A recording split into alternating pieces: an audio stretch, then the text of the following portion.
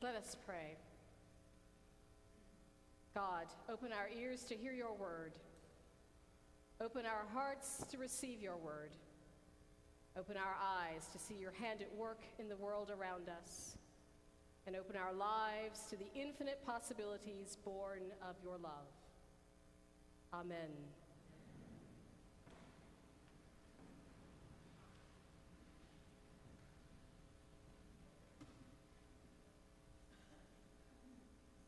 For a moment, I would like you to imagine an impoverished village in which a family lives.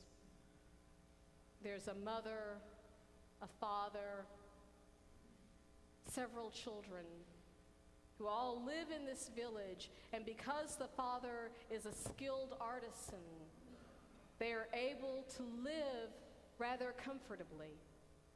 They have a roof over their head and they have food to eat, and their life is stable even though they are not affluent.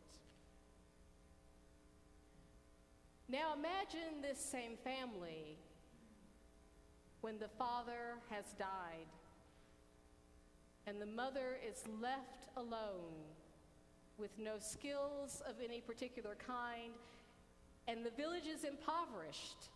So there's really not much of a way for her to sustain the life of her family.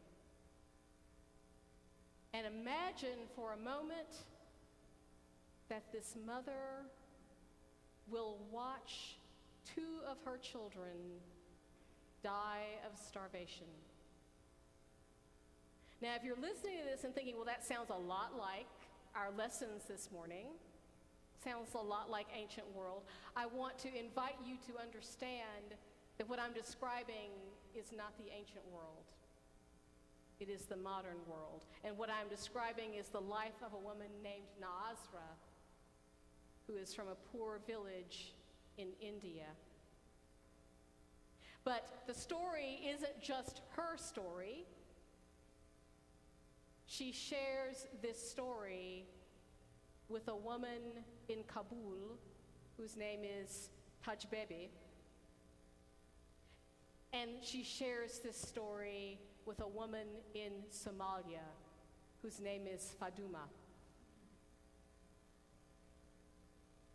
In far too many places in our world today, widows continue to be very vulnerable citizens who may or may not be able to care for their families when their husband, the breadwinner, is gone, and there may be no safety net that will support them when there is nothing left.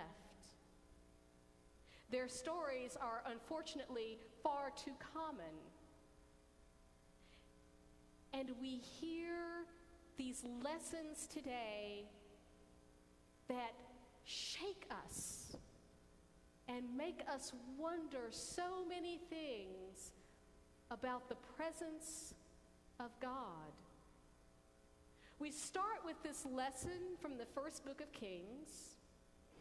I have to tell you, it's one of my favorite lessons, this widow from Zarephath. Elijah is actually trying to hide out from King Ahab.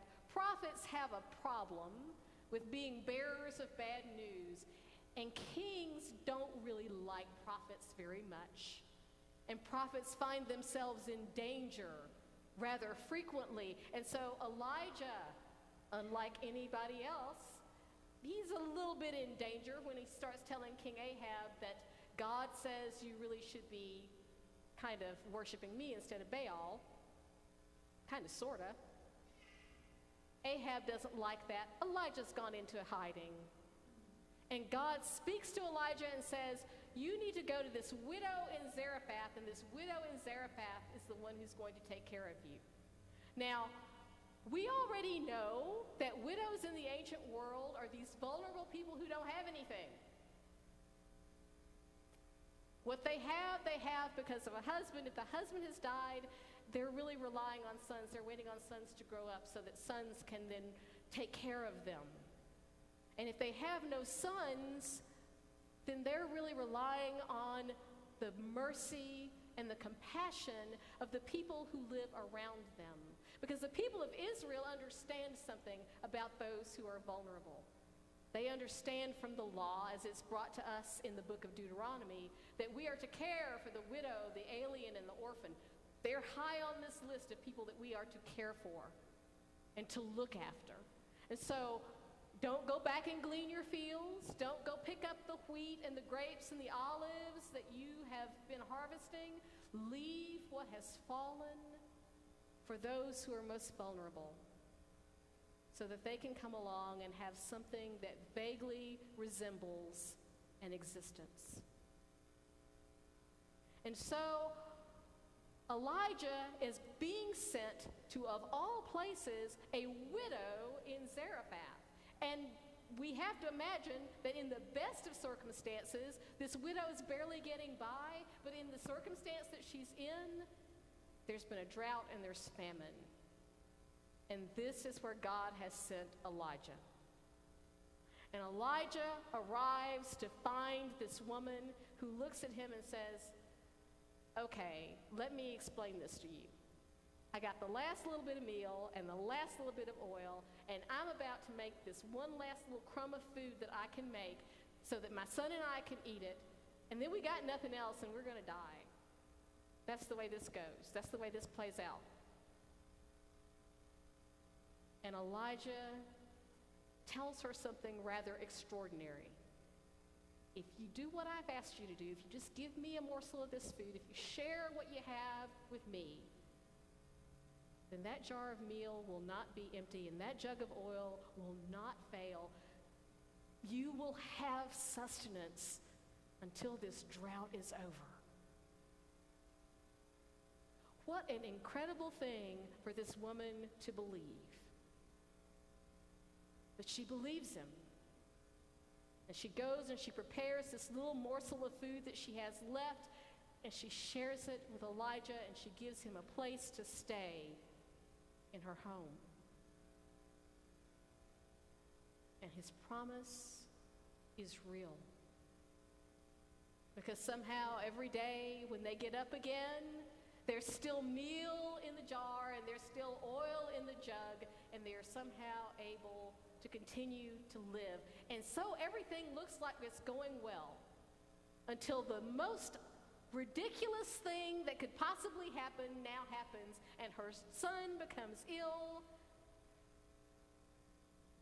And Elijah and the woman are both left thinking, what on earth has happened? She's done what she was supposed to do. She acted in faith. She shared with this man. She's given him a place to stay. He's come under her roof, and now the only thing that she had left to hold on to, the only hope she had, is gone. What have you done? Man, what have you done? You've come into my house, and this is what I get? You're kidding. And even Elijah is dumbstruck by all this. Lord, really? This is the calamity that you are bringing upon this woman who has shared what little she had with me. Lord God, please breathe life into this child, because this really can't be the answer, that all her hope is gone. And Elijah prays, and God hears that prayer, and life is breathed back into this child. And we're told in this incredibly powerful passage that Elijah gives the child back to his mother. He gives her back this hope, this strength, all that she has to believe in and to hold on to. He gives that back. This is the story that we can't help recalling when we read the gospel lesson today. As Jesus is entering the city of Nain, and he sees, as he's coming into the gates, the procession out of the gates with the body of the widow's son. that's being taken out for burial. Jesus sees all of this, and he is moved. He's filled with compassion, and he walks right up to the procession, and he stops the procession and tells the young man to rise up. And in the same language that we see from our Old Testament lesson, we're told he gives this young man back to his mother. He gives her back her hope. He gives her back her lifeline.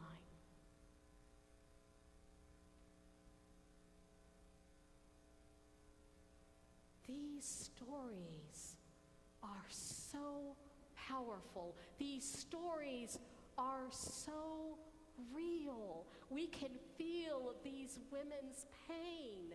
We can feel their anguish. And we can feel their joy in knowing that the sons that they have loved, the sons upon whom they have counted, have been given back to them.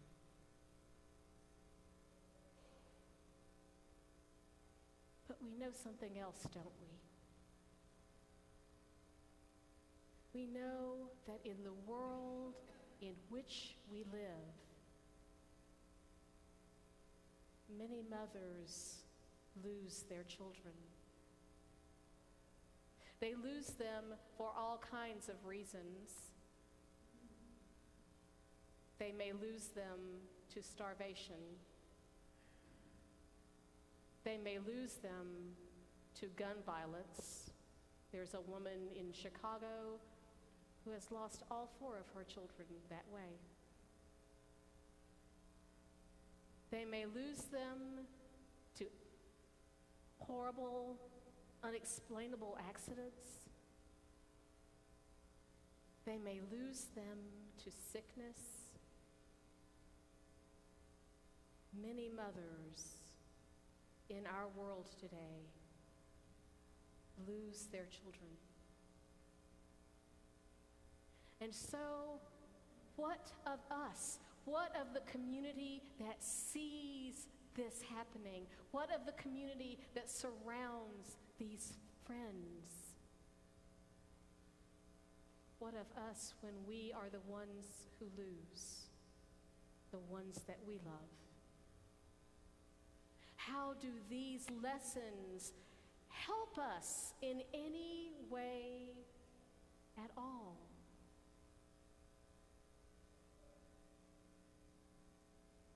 I'd offer to us today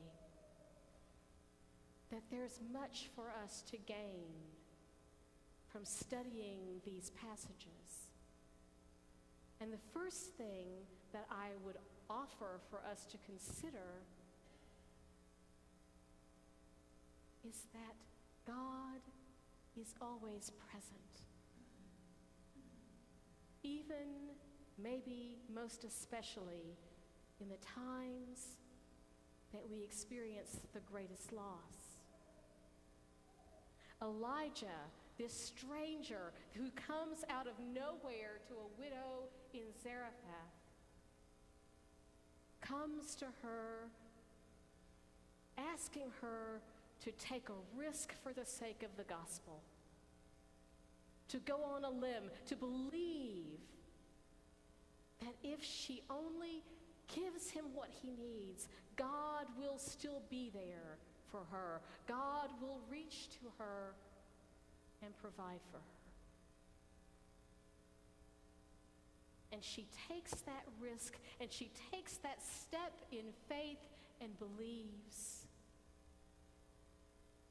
And God proves to be faithful. But there's something else that we see. There's a call to us, to borrow the words from a well-beloved song, to see clearly, to love dearly, and to follow nearly. When Jesus sees the scene of a widow having lost her only son, the procession of everyone bearing out his body, Jesus doesn't look away. He doesn't shy away. He sees. And he responds in compassion and love.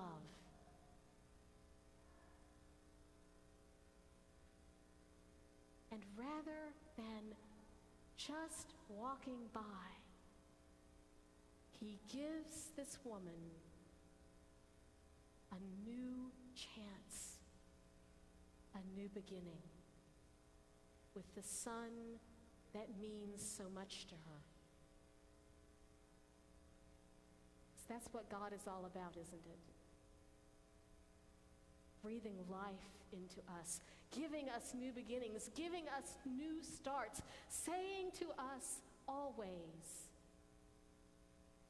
that all things are possible and that nothing is impossible where God is.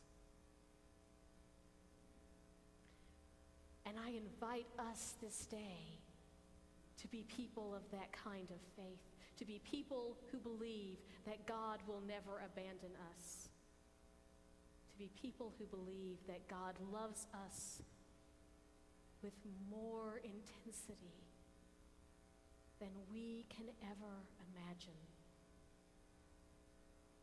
And that in those moments when we begin to question, when we begin to doubt, when we're not sure where God is, may our hands reach for God's hand. May we find God's love wherever it comes to us, including through that stranger that we never expected to see. Knowing in our hearts that God is with us and that even death is not too great for God. In the name of the Father, the Son, and the Holy Spirit. Amen.